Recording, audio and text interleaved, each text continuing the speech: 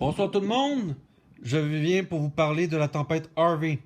Vous savez, la tempête Harvey a passé au Mexique et une première fois. Elle vient de se reformer à nouveau. Elle est maintenant catégorie 1, vous voyez en jaune ici. Mais par contre, cet ouragan-là pourrait reprendre encore plus de vigueur. Vous voyez les ronds? Parce qu'elle pourrait devenir catégorie 2 ou bien catégorie 3, juste en bordure des côtes du Nouveau-Mexique et du Texas. Mais attention, ça va avoir des conséquences, ça. Cet ouragan-là va avoir des conséquences. Ça pourrait apporter beaucoup d'eau. Beaucoup d'eau. 700 mm de pluie, mes amis. C'est pas rien. On chiale avec 100 mm puis 200 mm ici au Québec, mais 700.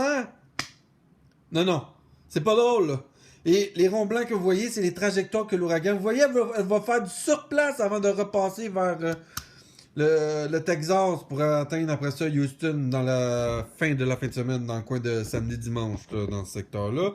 Mais il y a deux autres trajectoires que vont être à surveiller. Pourquoi je vous parle de cet ouragan-là? Mais parce que Harvey pourrait frapper par le Midwest américain le Québec dans la fin de semaine de la fête du travail. Alors voici la trajectoire 1. Mais cette tempête pourrait également prendre une autre trajectoire. La deuxième trajectoire passerait par la Louisiane, la Georgie et remonterait les Carolines pour toucher le district de Columbia. Remonter après ça l'océan Atlantique Nord pour frapper à nouveau les maritimes. Les maritimes vont être frappés un ou l'autre des deux trajectoires. Par contre, le Québec pourrait s'en sauver sur la deuxième trajectoire, mais la première trajectoire serait frappée de plein fouet par les restes de cette tempête-là. Alors, cette tempête-là va apporter beaucoup de pluie, beaucoup de vent et beaucoup d'ondes de tempête, donc des vagues.